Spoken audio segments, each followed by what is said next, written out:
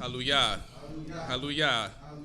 Giving praise and honor to Yehovah our God and thanking him for our lives, the opportunity and the ability to be here on this day to worship before him. You may be seated. Thank you, Yehovah God, for allowing us this opportunity to be alive this day. And it's our responsibility to make sure that we praise him all the days of our lives that he has given us to live upon the face of this earth that he has created. We acknowledge him as, once again, the creator of the heavens and the earth. We acknowledge him as the God of Yisrael. We acknowledge him as the God of the universe. We acknowledge him as the ever-living God, the God that has no beginning and the God that has no end.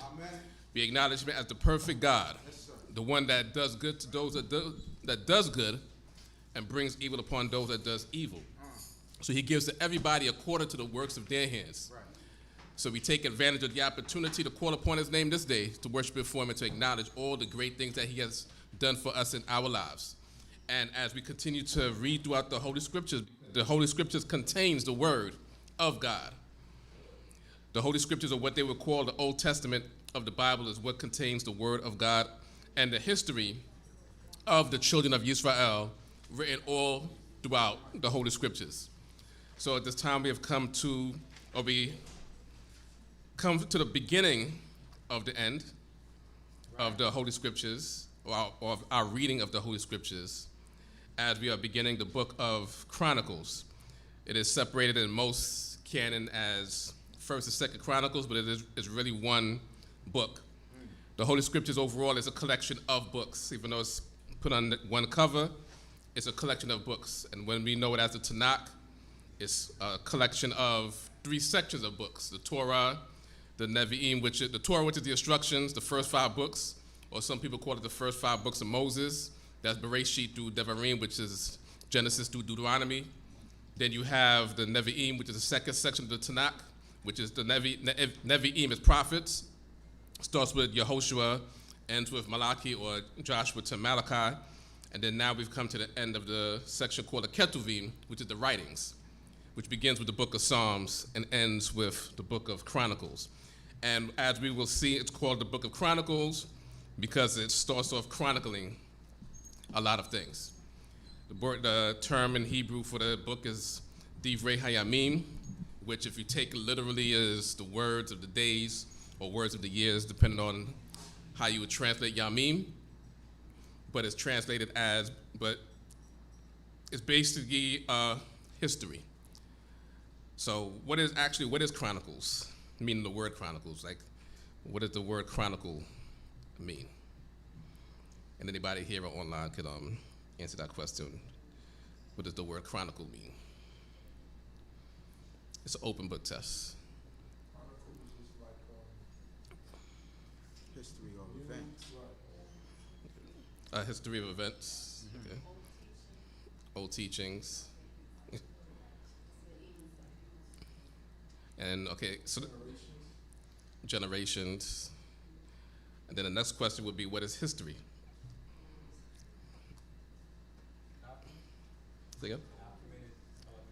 Documented events. Events in a time period. Events of a time period. Because this book wasn't called history, it was called Chronicles. Right. So there is a difference between Chronicles and history. But the chronicling is writings from back in the time. Or writings of the time. Or writings of the times.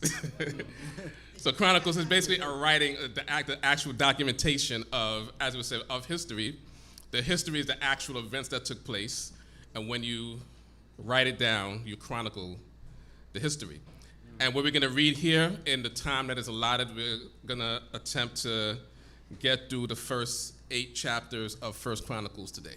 That's just as full disclosure, that is the actual goal of today. So those that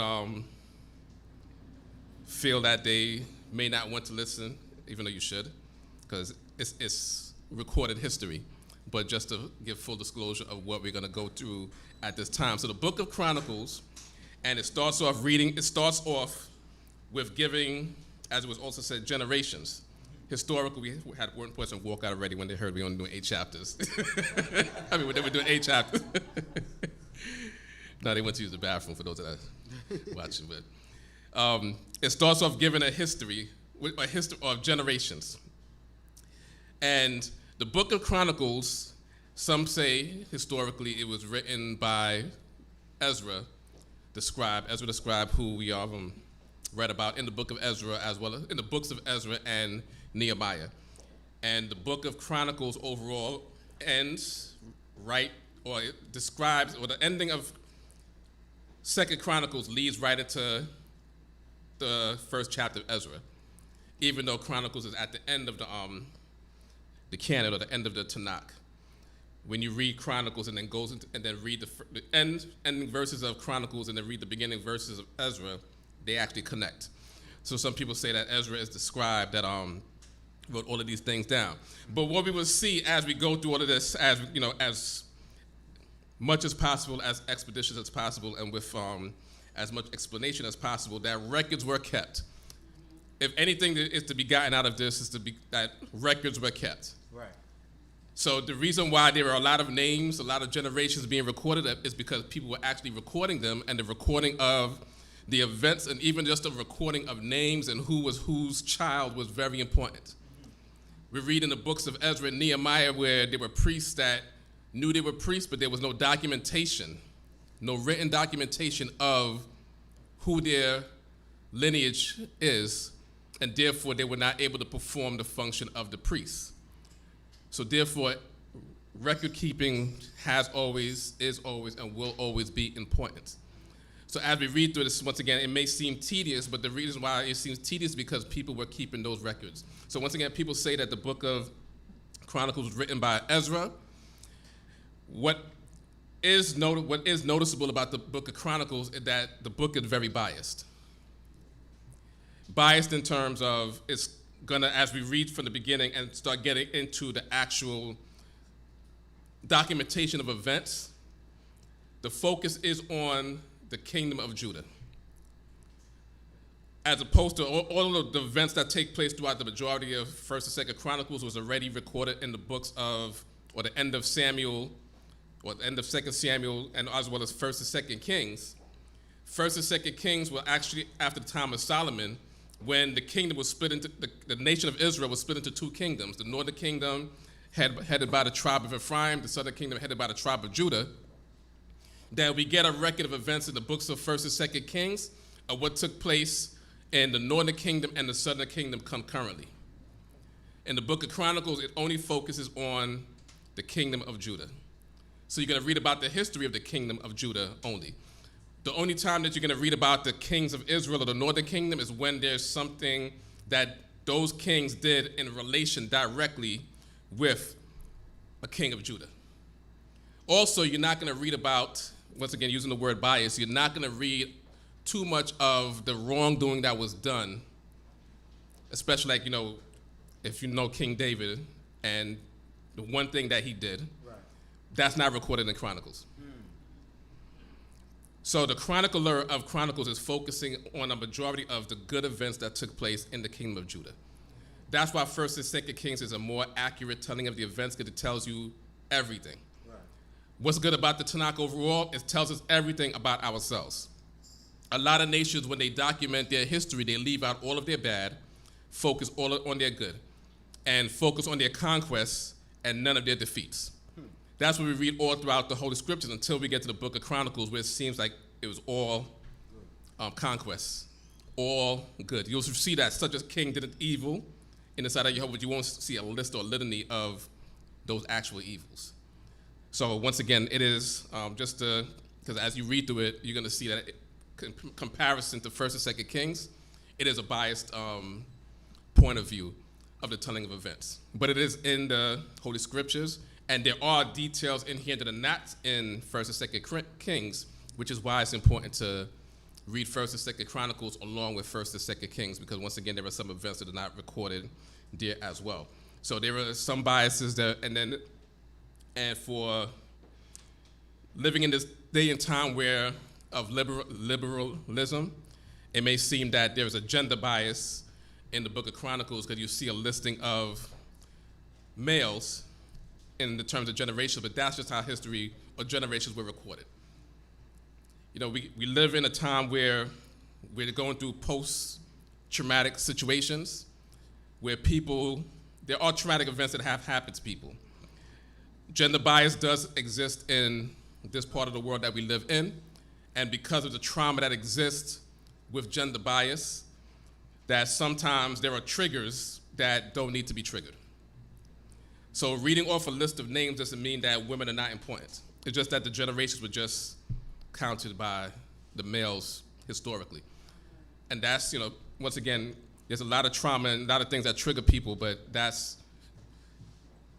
for other people and other people to try to quell those traumas. Like when you go to school, teachers just teach you. They teach you based on the information that's there. There's a lesson plan. They teach you based on the lesson plan. There may be students within the class that are going through things at home, but that's why you have grief counselors for. What happens today within spiritual or quote-unquote religious settings is that people require something that is should be unexpected from those that teach. And that is grief counseling, therapy, and all of those other things that teachers that teach out of the book are not trained, skilled to do. The responsibility is just to teach. Once again, you go to school, you have a teacher, they teach.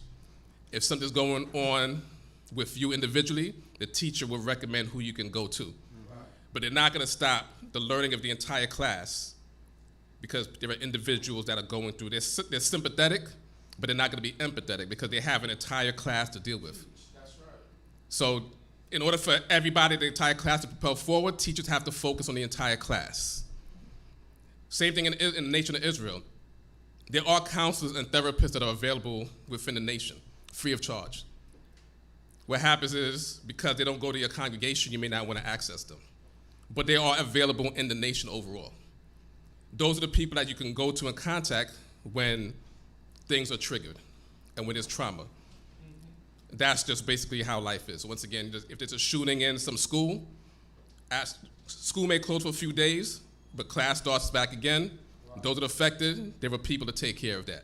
But the lesson has to still go on. Mm-hmm. So once again, there may be some things that are triggered as we go throughout the Holy Scriptures, but that's why teachers have always taught us to focus on the message, focus on the lesson, because that's the only thing that a teacher can bring forth. So once again, we're going to begin in the book of 1 Chronicles, starting with chapter 1. We're in the book of 1 Chronicles, chapter 1, verse 1. Hallelujah. Hallelujah. Adam, Seth, Enosh, Kenan, Mahalalel, Yared, Enoch, Methuselah, Lamech, Noah, Shem, Ham, and Japheth. So from that first verse, or starting with the first verse and going from Adam to Japheth, does anybody notice anything that may seem strange? And there's probably no wrong answer for that, but yes. Cain and Abel. Oh, we didn't get there because we didn't get there yet. It went from Adam to Japheth. And all of this is Genesis chapter 5, Genesis chapters 5 and 6. Now, one thing that is noticeable is that it doesn't start like the beginning of Genesis, where the beginning of Genesis said, in the beginning God created the heavens and the earth, which is actually given a history of the entire universe and its creation, and it actually introduces us to God in the book of Genesis. There is no introduction of God here, or anything that God did in creation, because this book is focuses on Yisrael, or the nation of Israel's connection to God, but it's focusing on the history of us as human beings. So it starts with talking from Adam. So you have Adam, you have Seth, Enosh, right, going to Japheth. What else is something that may seem strange in just the listing of Adam to Japheth?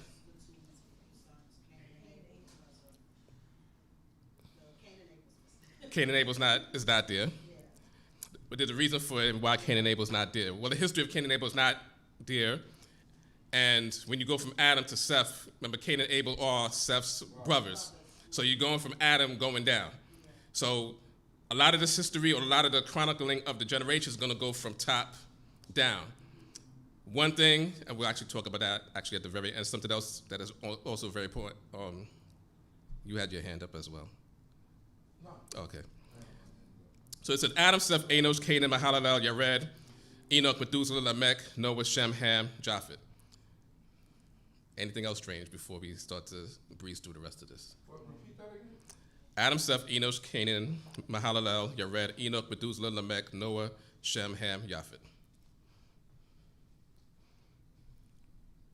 They calling out Shem, Ham, and Japheth. As Before it was at first is the lineage of you're actually almost there. You actually are almost there. Shem, Ham, and Japheth are not lineage of Israel, where Israel comes from. No, they're not right. Okay, you almost had it. you jumped to something else. Noah is the son of Lamech. But you're probably thinking about something else. Well, they name all of Noah's sons that did a history of mankind, of the different nations. We're gonna get into that, yes. Did they mention Nahor? No, we're gonna get into that. It's Adam, Japheth is the last name. You had your hand up. Right, we didn't get to Abraham. Right. They how you put it right here is the same way how you put Almost. Okay. Adam, okay, you have Adam, right? Adam is the first man that worked upon the face of the earth. Who is Seth? That's The son of Adam. Who is Enosh? Enosh is the son of Seth. Canaan, who's Canaan? So from Adam to Noah, you have son, you have father, son, going down. The way it's listed, it would seem that Noah is the father of Shem, Shem is the father of Ham, Ham is the father of Japheth. If you didn't know the history and the way they just listed from Adam to Japheth, you would think that that's the line going straight down. Right. So there's some other information that you would have to know in order. So that's what I say you was close. Same thing. It doesn't say this, it just says Adam, Seth, and it goes down to Noah. And then if you didn't know that Shem, Ham, and Japheth all three were the sons of Noah, you would think that based on the way they listed it, father, son. right, that Shem was the son of Noah, Ham was the son of Shem. That's why I said you was close and you was almost there. Now we go to the sons of Japheth. Gomer and Magog and Madai and Yavan and Tubal and Meshach and Tiras. And the sons of Gomer, Ashkenaz and Dipha and Tugomar. And the sons of Yavan, Elisha and Tarshish, Kittim and Rodanim. So this is sons of Japheth. This is listed also in the book of Genesis chapter 10. And historically, there were two historians that existed. Josephus is one of them. He existed around 1st century CE. And then you have Herodotus, who wrote his book called The History of the World. Somebody could look it up to verify. He was Greek, and he was about maybe 4th century BCE. Herodotus. Those are two historians that actually, in their writings, tell you where these individuals who these individuals became the father of, or what nations these individuals became the father of. So it's always been taught, and you always hear the teaching, Japheth is the father of The European nations. So you have Gomer, you have Magog, you have, so we'll deal with, you have the Badai, you have Javan. Javan is the Greeks. Even within the Holy Scriptures, Javan is where the Greeks come from.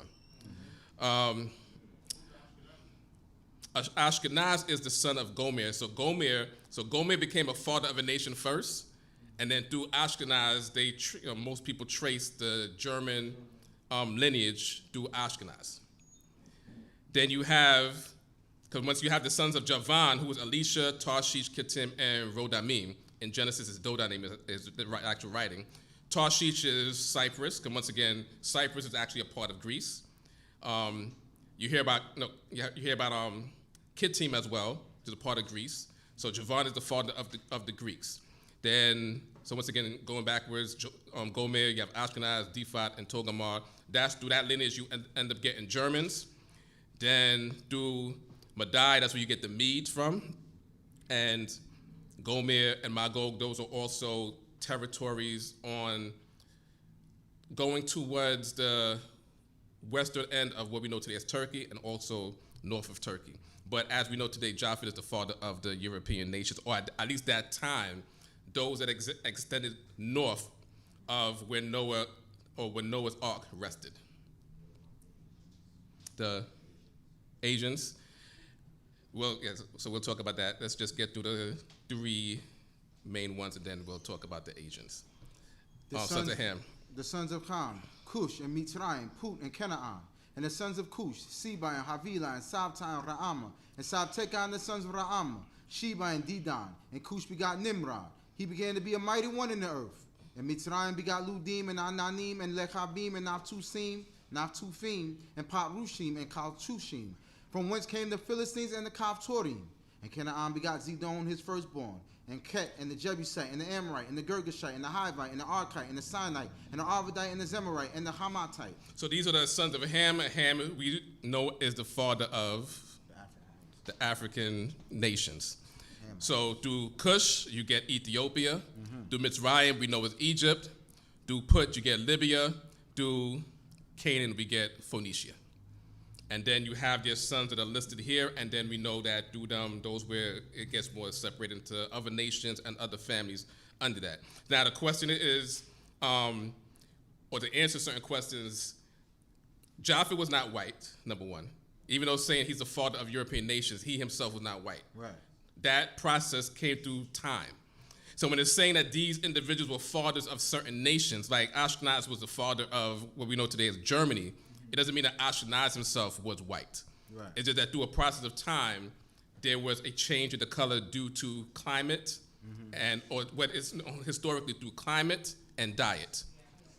When people traveled further north, where the sun was not hitting people directly, there was a lack of vitamin D. And also when you live in a territory where you don't have cattle in certain herds to an extreme, you lack vitamin D from the milk as well. So there's a deficiency of vitamin D that caused the change in skin color. Now people say, but why doesn't people change colors today if they move to certain places? Because now today, if you leave from the Caribbean to go live in Britain, you're gonna live in a house that has heat, AC, and you also have a store that you can buy food from to get the stuff that people were deficient from back in the days. Climate control. Right, climate control. And food control as well. Because you have access, so you're not gonna move from the Caribbean to the Britain and change colors, no matter how many generations you go, because you have access to food sources and once again, climate change. They might, individually you might lighten up, but it's not to the extent to where it affects your DNA. And In the wintertime. in the wintertime, right, because you're gonna be inside in some heat. So the sons of Shem. Elam and Ashur and Arpachshad and Lud and Aram and Uz and Hul and Geter and Meshech. And Arpachshad begot Shelah, and Shelah begot Eber. And unto Eber were born two sons. The sons of the one was Peleg. For in the days of the earth was divided, and his brother's name was Yoktan.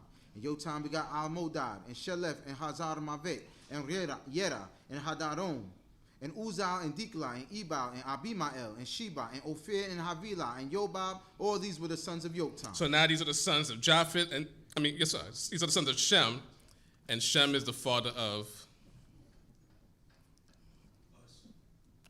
us, definitely us. Definitely us. Shem is the father. Who Shem is the father? Yeah, because Japheth is the son of the father of European nations. Shem is the father of Ishmael. He's the Right. father of the Edomites. Mm-hmm. He's the father of a bunch of nations. Right. Of what we would know as the Afro-Asiatic nations. Because Shem dwelt within that region that we know today as the Middle East. Right. So now the question is in terms of the Asians, or what we know today as Asians. So using the term Afro-Asian is to focus on a specific region. Focusing on what people today know as Asia, which is China, Japan, what used to be the USSR, but is Russia today, because of that part, India. So now some of them would be Japheth, some of them would be Shem. It would be dependent on where their father is, because once again, the genealogy is traced through this lineage of men. So you have Chinese that people have traced the dialect that they speak to Japhetic dialect. So they would say that the Chinese are descendants of Japheth. Then you have Indians that they trace their dialect as Shemitic.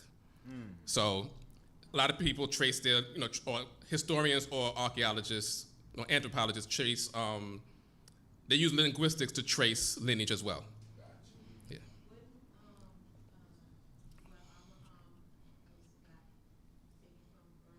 Chaldees. That would be, that's Iraq. So that today they would consider that part of Asia. Yes. Yeah. But there are some Chinese tribes that are people of color. Yeah. They say Yeah. the original Chinese were people of color. No. Well, everybody here is people of color. That's the thing. Everybody was people of color, but at some point there was a color transformation. Right. But everybody, Japheth, Shem, and Ham were all people of color. So even though ancient Chinese would be people of color, they would still be able, or people would be able to trace their lineage to Japheth, who was a person of color. Anyway, yeah.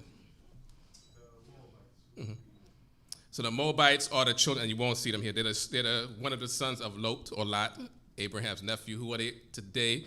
They will be people that would still be living in that region. Well, the Edomites would be living in the region of Jordan, and then north of Jordan or northeast of Jordan, whatever country that is, right there. Now Syria is kind of too far up. It's somewhere a little to the east of Jordan and a little south, a little southeast, because Syria is north of actual Israel, and the Syrians are Aram. So when you see Southeast of Jordan would be like Ethiopia. southeast. Southwest is Ethiopia. Southeast would be like Saudi Arabia, right? Yeah, somewhere else, Saudi Arabia going into that area, yeah. The Arabian Peninsula. So, okay. So out of Shem, you have Elam, which is Persia, Ashur, which is the Syrians, Arpachshad is some nation that never got to blow up, so to speak. Lud is the Lydians, which also lived in Turkey. Aram is Syria. Uz is Uz. So Chief Uzziel takes pride in the fact that his name appears a lot of times in genealogy. And if we actually do get through the 8 chapters, you will see that his name, Uzziel, actually appears probably 5 times within these 8 chapters. You will never find Mekubadi. So now that we got through Shem, Ham, and Japheth, the rest, as of right now, is going to be a Chief Mekubadi who can't be found in the scripture, but you can hear his voice now. Let's go. Shem, Arpachshad, Shelah, Eber, Peleg, Reu, Serug, Nahor, Terah, Avraham, the same as Avraham, the sons of Avraham, Yitzchak, and Ishmael.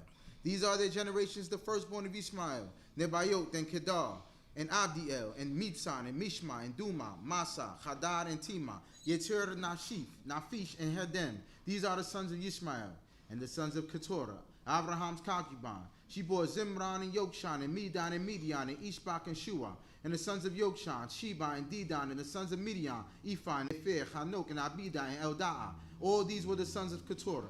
And Abraham begot Yitzchak, the sons of Yitzchak, Esau, and Yisrael. So we're going to give his voice a rest because we see that we have the generation that goes back up to Shem and gives you the lineage straight from Shem going down to Abraham. And then, or it says, we know Abraham's name was originally Abram. God changed Abraham's name to Abraham. Mm-hmm. He's the father of many nations, Israel being one of the nations that Abraham is the father of, so he is the father of us. And Abraham had Yitzchak, which is the pronunciation Hebrew, Isaac, and then Ishmael, which is Ishmael. And Ishmael, or the Ishmaelites, are those that are what we know today as Arabs, actually. Yeah, because Islam is the religion.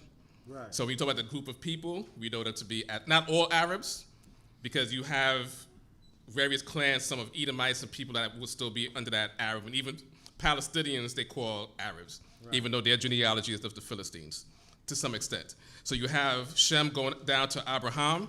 Abraham is our father. He fathered Isaac, but we get a genealogy of Ishmael because he has sons, and he was also very important in history. You also have the sons of Keturah, who was one of Abraham's wives after Sarai, his wife passed away. And out of Keturah, Abraham and Keturah, you have Midian, and the Midianite history is all throughout the Holy Scriptures. So you have Abraham who begot Isaac, Isaac begot Esau, Esau, and Yisrael. The rest of the chapter is a repeat of Genesis chapter 36, which gives you the lineage of Edom, the kings that came out of Edom, and Seir, Mount Seir, or the Horites who lived in Mount Seir, and Esau took over that land, or God allowed Esau to take over that land. So we're going to chapter 2. These are the sons of Israel: Reuben, Shimon, Levi, and Yehuda, Yisachar, and Zebulun, Dan, Joseph, and Binyamin, Naphtali, Gad, and Asher. These sons, the sons of Yehuda, Aaron, Onan, and Shelah, which 3 were born unto him of Bathshua the Canaanitess. And Yehuda's firstborn, was wicked in the sight of Yehovah, and he slew him. And Tamar, his daughter-in-law, bore him Perez and Zerah. All the sons of Yehuda were 5. So we know the history of Judah. We read that also in the book of Genesis. We know what happened to Er and Onan. They omitted it. Well, it mentioned that Er was wicked in the sight of Yehovah, and he got slew. And then you don't hear what happened to Onan. Right. But we know that Onan is the one that was supposed So to. they technically were wrong. No, we talk about that when we get to the kings of Judah. You're really not going to hear too much bad stuff. But even with Er, you just heard that he was even on the side of Yehovah. But Onan, we don't hear nothing about what happened to him. But we know that Tamar, That story. we know that story from Genesis is not listed and complete here. But we know Perez. We know how Perez and Zerach came to be birthed. Then the rest of this chapter is still talking about the sons of Judah. I read the next portion up to 8. The next. Up to verse 8, sorry. The sons of Perez, Hezron, and Hamul, and the sons of Zerah, Zimri, and Etan, and Heman, and Kalkol, and Dara, 5 of them in all. And the sons of Carmi, Akar, the troubler of Yisrael, who committed a trespass concerning the devoted thing. And we know who they are. A lot of names are different just because of a different time frame, number one. Akar is who in history? Akan. And we know about the devoted thing that he took in the book of Joshua. And the rest of this chapter is talking about other sons of Judah. Actually, yes, because we're going to get into the history of David right here. We're going to get into the history of David later on as well, but this section also gives us a brief overview of the lineage of King David. And the sons of Etam, Azariah, the sons of also of Hezron, that were born unto him, Yeramiel, and Ram, and Kelubai. And Ram got Aminadab, and Aminadab begot Nachshon, prince of the children of Yehuda. And Nachshon begot Salmon, and Salmon begot Boaz. And Boaz begot Obed, and Obed begot Yishai. And Yishai begot his firstborn Eliab and Abinadab the second, and Shimei the third. Netanel the fourth, Radah the fifth. Ozem the sixth, David the seventh. And their sisters were Zeruiah and Abigail. And the sons of Zeruiah, Abishai, and Joab, and Asael 3. And Abigail bore Amasa, and the father of Amasa was Yeter, the Ishmaelite. So what we know here is the history going down to King David.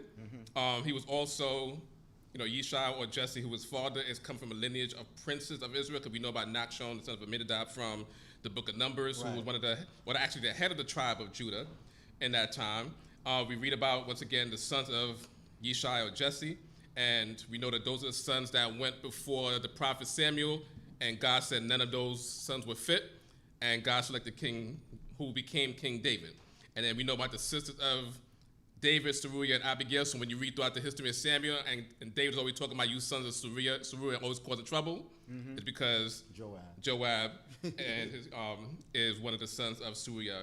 Well, Abishai and Joab are the sons of Zeruiah who caused trouble.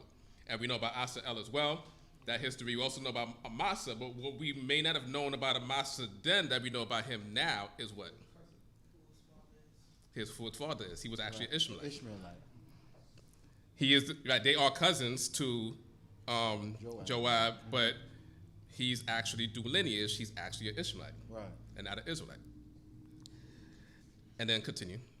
And Caleb the son of Hezron begot children of Abzubah his wife, and of Yeriot, and there were her sons, Yeshe and Jobab and Ardon. And Azubah died, and Caleb took unto him Ephrath, who bore him Hur, and Hur begot Uri, and Uri begot Betzalel. And who was Betzalel? The worker. One of the craftsmen. Right, one of the craftsmen for the tabernacle. So then that means that Joab was an Ishmaelite too? No. Abigail married an Ishmaelite. Amasa is Abigail's son. Not Zeruiah. Yeah. And so from Caleb, the son of Hezron, we get Hur, Uri, who was the father of Betzalel. Right. And what do we know about Caleb? He was one of the elders that went into the land. One of the elders that went to the land. And won't spy out the land and then bring back any good report. Right, and give a report. However, this is not him. Caleb is the son of Yefuneh. That's why that's why lineage is very important. Right. Because especially with the time, that's the main thing of this whole Chronicles. You're going to see a lot of names that are the same, but the lineage is what's important. So this Caleb is not the Caleb of Yefuneh. We're going to read it but we probably won't have time. But his lineage is given in a later chapter. So the rest of the chapter 2 talks about the rest of the lineage of the sons of Judah, because it's going to go up and down, back and forth. It's going to give you it also gives you genealogy, because some of these sons of Judah, it gives you who these individuals became the father of, or what cities they became the father of. We know cities such as Bethlehem. We know cities such as Tekoa, and there were other cities that were mentioned here within this chapter. And you see a lot of, once again, history going from top down. Some people ended up not having any sons, so their genealogy ended right there. And then let's go over, because we actually are skipping a lot of things, but let's start with chapter 3, which is going to go back into speaking specifically of King David. Now these were the sons of David that were born unto him in Hebron. The firstborn Ammon of Achinoam the Jezreelitess. The second Daniel of Abigail the Carmelitess. The third Absalom the son of Maacah, the daughter of Talmai, king of Geshur. The fourth Adoniah the son of Haggith. The fifth Shephatiah of Abital. The sixth Ithrim by Eglah his wife. 6 were born unto him in Hebron, and there he reigned 7 years and 6 months. And in Jerusalem he reigned 30 and 3 years. So once again, we know King David reigned over 40 years, but we know that Jerusalem, or he didn't make Jerusalem the capital of Yisrael until after his 7th year reign. But it gives you the sons of David, the wives of David as well, and what period of time they were born into. Then we get another set of children that's going to be born after he gets into Jerusalem. Continue. And these were born unto him in Jerusalem: Shimei and Shobab and Natan and Solomon. 4 of Bathshua, the daughter of Amiel, and Ibhar and Elishama and Eliphelet, and Nogai and Nepheg and Yaphai, and Elishama and Eliada and Eliphelet, 9. All these were the sons of David, besides the sons of the concubines, and Tamar was their sister. So we have Bathshua, who is listed as one of the mothers. Back it up. Bathshua is one of David's wives, and she is the mother of Solomon, along with other ones. But who is Bathshua, as we know historically? Bathsheba. And normally Bathsheba is known as who? It's also she's also listed as the wife of Uriah the Hittite. Uriah the Hittite. But it's not except here. Because right, she's not listed as that here, and slightly, but we know who she is because it said that she's the mother of Solomon. And then it mentions, we go to the next section from the Solomon's sons, Rehoboam. And Solomon's son was Rehoboam, Abiah his son, Asa his son, Jehoshaphat his son, Joram his son, Achaziah his son, Joash his son, Amaziah his son, Azariah his son, Jotam his son, Achaz his son, Hezekiah his son, Manasseh his son, Ammon his son, Josiah his son, and the sons of Josiah, the firstborn, Yochanan, the second, Jehoiakim, the third, Zedekiah, the fourth, Shalom, and the sons of Jehoiakim, Jeconiah his son, Zedekiah his son. So you get a lineage of King Solomon going down to Zedekiah. These ones are also the kings of Israel. So when we actually get into the flesh of the Book of Chronicles, these are the kings of Judah. So it gives you a lineage from just Solomon going down to Zedekiah. And then the next section, we can start off a little bit of that, because it's going to give you the section of those that came from King Solomon after Zedekiah, or going up, because we know that Zedekiah's children were slain. So it goes to another lineage, and we're going to see some familiar names in there as well. And the sons of Jeconiah, the same as Asir, Shealtiel his son, and Malkiram, and Pedaiah, and Shenazar, and Yechemiah, and Hoshama, and Nedabiah. And the sons of Pedaiah, Zerubbabel, and Shimei. And the sons of Zerubbabel, Meshulam, and Hananiah, and Shelomit was their sister, and Hashuvah, and Ohel, and Berechiah, and Chasadiah, and Yusha Besed, 5. So we're going to stop there, because it gives you, once again, the lineage of, from there, Jeconiah going on down, which is also consistent with the lineage given in the book, because it gives you up to Zerubbabel, who we know is in the book of Ezra that we just went through. And this lineage is consistent with Kings. Overall, the lineage is consistent with the book of Genesis going on afterwards. So if there's any lineage that you could just think of out of the top of your head that doesn't match with this, then that individual does not exist, because records have to be exact. Right. That's the one thing, that's the main thing that we need to learn from this, that records have always been kept, right, and they always have to be exact. We went through Babylonian captivity. We went through eventually Persian captivity, but people still knew their lineage from who they were, going back up to Adam. Right. That's one thing that we're missing today. We know that we are the children of Adam and Eve. But how many of us can trace our lineage from now going back up to Adam and Eve? And that's something the Israelites were able to do, and various other nations, because that's how Herodotus and Josephus were able to figure out which individuals were fathers of what nations, because people kept their records, and they were able to trace their lineage going up. Right. It's part of slavery that causes us to get that gap, and it's also racism that causes that gap as well. Because with racism, people want to disconnect us from who we are by trying to eliminate the records that belong to us. So as it was said that we are the children of Shem, which means that we are Semitic. So when you have children of Japheth saying that we are anti-Semitic, it doesn't make sense. So that's why we have to know our records as well.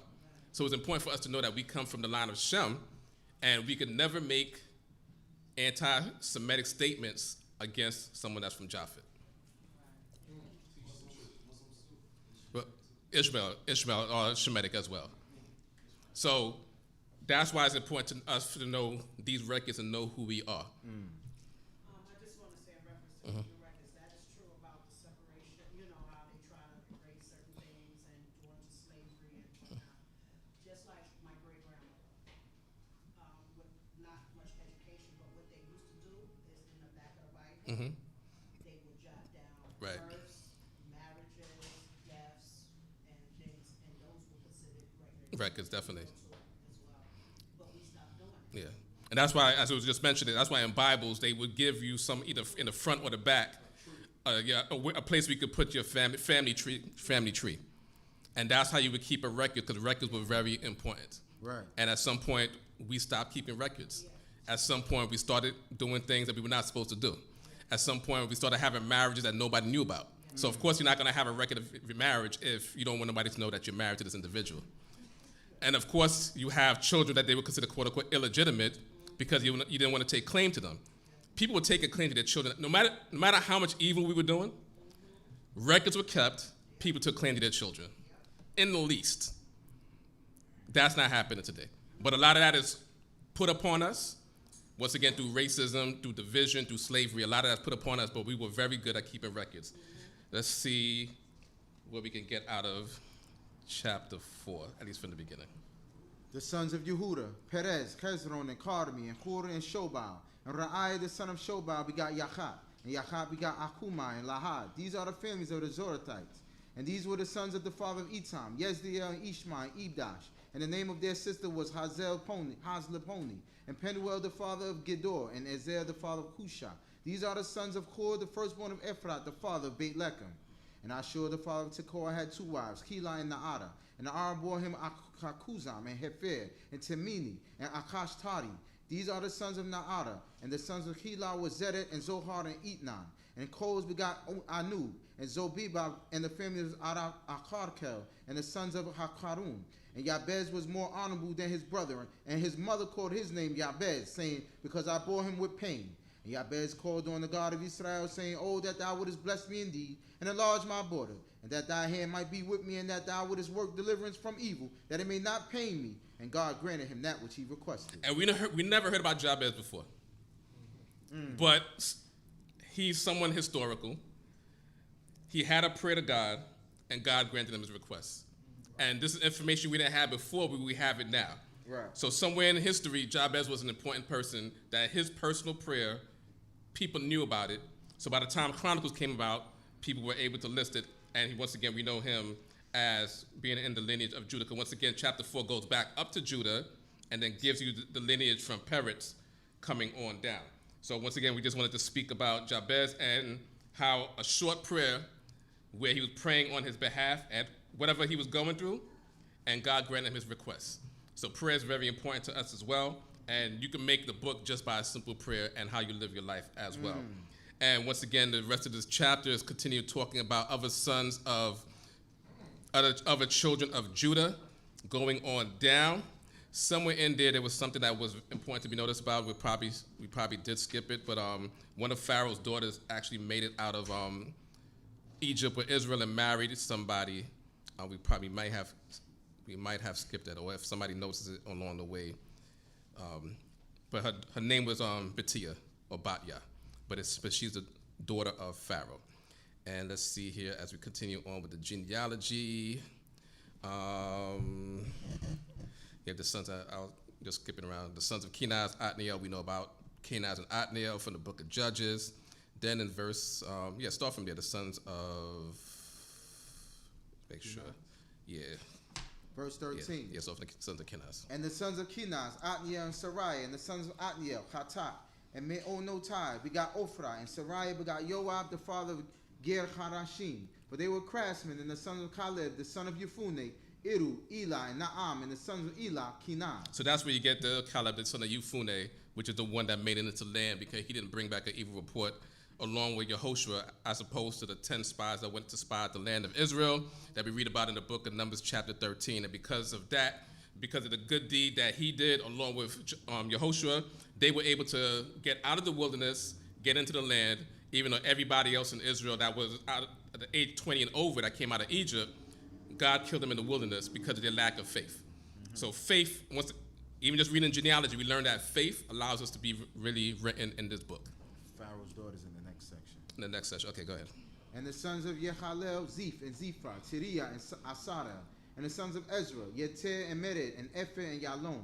And she bore Miriam and Shammai, and Ishmael, the father of Eshtemoa, and his wife Haye Hudiah, bore Yered, the father of Gedor, and Heber, the father of Soko, and Yekutiel, the father of Zanoah. And these are the sons of Betiah, the daughter of Pharaoh, whom Mered took. So, Pharaoh's daughter ended up marrying one of the Judites because not everybody wanted to stay in Egypt because Egypt was destroyed. So once again, this is some other information that we didn't receive before, but Betiah, also Batya, so we know that was not her Egyptian name. Or let's not say that because we don't want to add to the book. But her name is Batya. So we know that there was some merit with her to get out of Egypt and marry someone of the tribe of Judah to get into the land. And then the rest of the chapter is still giving some history of Israel. Let's go to 36. 36 or 34? Okay, 34. And Meshobab and Yamlech and Yoshai the son of Amatziah, and Yoel and Yehu the son of Yeshibiah the son of Sarai the son of Asiel, and Elienai and Yaakaba, and Yeshoshaiah and Asaiah, and Adiel and Yesimiel, and Benaiah, and Zizah the son of Shiphi, the son of Alon, the son of Yediah, the son of Shimri, the son of Shemaiah. These mentioned by name were princes in their families, and their fathers' houses increased greatly. And they went to the entrance of Gedor, even unto the east side of the valley, to seek pasture for their flocks. And they found fat pasture and good, and the land was wide and quiet and peaceable. But they that dwelt there aforetime were of Ham. And these written by name in the days of Hezekiah, king of Yehuda, and smote their tents and the Meunim that were found there, and destroyed them utterly unto this day, and dwelt in their stead, because there was pasture there for their flocks. And some of them, even of the sons of Shimon, 500 men went to Mount Seir, having for their captains Pelatiah and Neariah and Rephaiah and Uziel, the sons of Ishi, and they smote the remnant of the Amalekites that escaped and dwelt there unto this day. So we may not make it to 8 chapters, but Uziel wanted to hear his name at least one more time, and his name appears at least 3 more times within the section. Actually, also, this is actually the children of Simeon. This is what this section is. So Uziel that we just read here is a Simeonite and not a Levite. Well, you got Uziel the Levite also, a Levite. You have one of those. But in that section I just read, it mentioned that, and these were written by the name, written by name, came in the days of Hezekiah, king of Judah. And once again, what was skipped also from verse 29, which of the sons of Simeon, it mentioned that in that section, these were their cities unto the reign of David. So Simeon, when you know the geography, the Simeonites lived within the territory of Judah. Until the period of time, as I mentioned here, they found pasture land elsewhere, and they were able to migrate somewhere else. But once again, these records were kept of everything that was taking place. Continue. I mean, it's not continue, sorry. Go ahead. I got a question. You say the sons of Ruben, they was the firstborn of Yisrael, right? Oh, yeah, that was in point. That's chapter 5, right? Yes. I thought we missed it. No, we missed it. I was going to say, he asked the question. I was like, did we miss that? But when he defiled his father's dad, his birthright was related to the sons of Yosef. Right. I thought it was Lewi. No. No. It's Yosef. So actually, yeah, because let's jump into Chapter that 5. section. And the sons of Reuben, the firstborn of Israel, for he was the firstborn. But for as much as he defiled his father's couch, his birthright was given unto the sons of Joseph, the sons of Israel. Yet not so that he was to be reckoned in the genealogy as firstborn. Read verse 2. For Yehuda prevailed above his brethren, and of him came he that is the prince. But the birthright was Joseph's, the son of Reuben, the firstborn of Israel, Hanok and Palu, Hezron and Carmi. So what it's saying is because we know in Book of Genesis, Reuben, which is the firstborn of Yaakov, our father, Jacob, our father, that Reuben slept with one of our father Jacob's wives. He slept with Bilhah. Right. And because of that act, the right of the firstborn was taken away from him, as opposed to his life as well. But the right of the firstborn. We read last week in Torah that if a man has two wives, one hated and one loved, and his firstborn happens to be of the one that's hated, that you give the right of the firstborn still to his firstborn, regardless of who the mother is. But the act of the individual child can take them away from the birthright. Right. So the Lord's telling us not to judge our children based on their mothers, but we judging the children based on their own actions. So the right of the firstborn was taken away from Reuben because he slept with one of his father's wives. And the right of the firstborn was given unto Joseph, and that's why Joseph, who had two sons, Manasseh and Ephraim, got the double portion. Right. So when we mention the 12 tribes of Israel, we don't mention Joseph, so to speak. We mention Ephraim and Manasseh, because that is the double portion that was given unto Joseph, because the right of the firstborn skipped from Reuben all the way down, because everybody was messing up till you got to Joseph. So they lost their right of the firstborn because of what they did. But what it's also saying here in this section is that Judah still got some sort of prevalence, because the kings of Judah or the kings of Israel came out of the line of Judah. So it's saying that that's one of the biases that came in there. So it's mentioning what actually took place, but the writer is saying that Judah still got something anyway. That's what the writer is saying here. So the chapter 5 is talking about more of the sons of Reuben. Then it talks about the sons of the half tribe of, the sons of God, the sons of the half tribe of Manasseh. And it's talking about these tribes that lived on the eastern side of the Jordan that got their territory from Moses and how they were able to dwell. The history also talks about that as well. And then let's go over to at least, it mentions their genealogy up until they went taken away into Assyrian captivity. Then it goes into talking about the sons of Lewi. I don't think there's a Uziel mentioned there, at least not in that chapter. But we know Lewi had Gershon, Kohath, Merari. There's a Uzi. Oh no, there's Uziel. There's Uziel at the beginning. Just to give 27. Yeah, just to make him feel good. Just to make him. The sons of Lewi, Gershom, Kohath, and Merari. And the sons of Kohath, Amram, Iskar, Hebron, and Uziel. All right, so that's it right there. So we know the sons of Lewi. Once again, this chapter talks about Reuben, Gad, and the half tribe of Manasseh, their lineage up until they got carried away into captivity by Assyria. Chapter 6 starts talking about the Levites as well. It starts talking about Gershon, Kohath, and Merari again, that it gives you their lineage and the things that they did. There's a section in here because David gave them, go to verse 16. In chapter 6. This is chapter 6. Chapter 6, verse 16. And these are they whom David set over the service of song in the house of Yahweh. After that, the ark had rest. And they ministered with song before the tabernacle of the tent of meeting until Solomon had built the house of Yahweh in Jerusalem. And they took their station at their service according to their order. And these are they that took their station and their sons.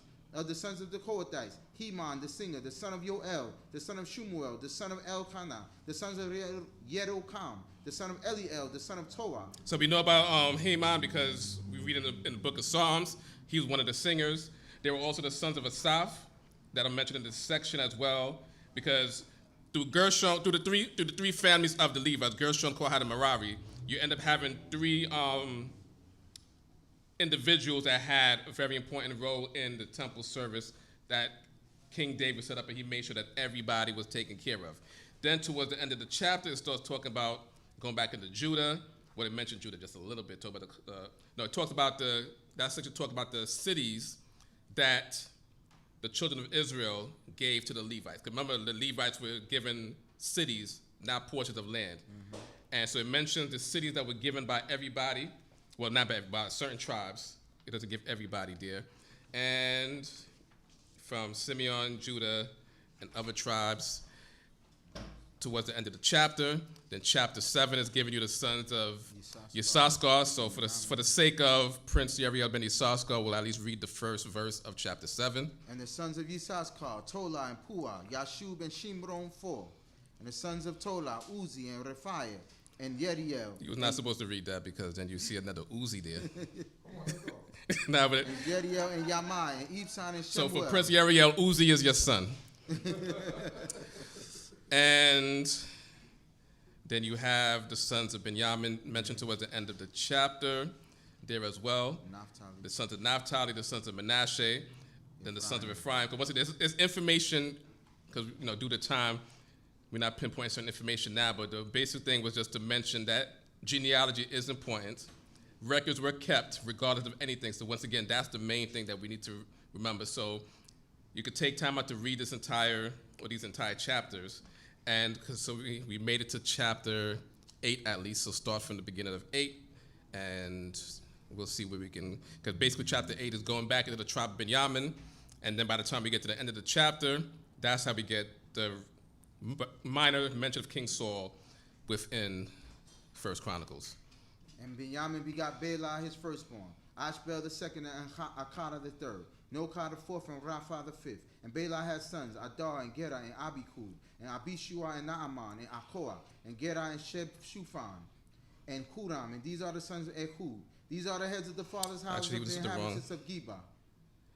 Now there was something very important that we skipped in chapter 7. Go to verse 6. Chapter 7, verse 6. The sons of Binyamin, Bela and Bekir and Yediael, 3. And the sons of Bela, Ezbon and Uzi, and Uziel and Yerimoth, and Eri 5. Heads of fathers' houses, mighty men of valor. And these I just go back. I know. Uzi and Uziel. So you have Uziel is the son of who?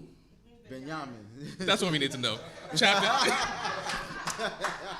So we thank the Most High God for blessing us with this opportunity to at least get into the beginning of the book of 1 Chronicles, and thanking the Most High. So once again, in the chapter 8 talks about the lineage of Binyamin all the way to Saul, because it gets you to Kish, or Quish, who was the father of Saul, and just gives you that lineage, because once again, that was also important. And in chapter 9 is going to give you some more lineage as well. So thank you, Jehovah God, for our lives, for strength, for good health, and the opportunity to be here.